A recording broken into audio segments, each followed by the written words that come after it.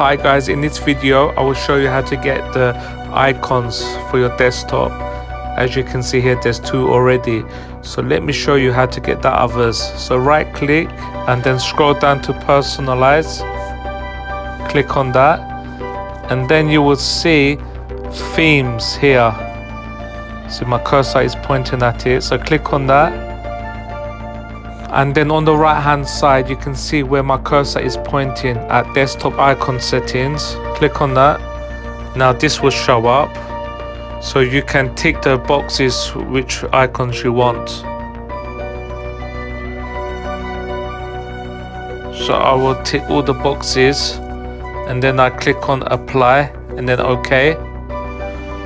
And then let's go to the desktop now.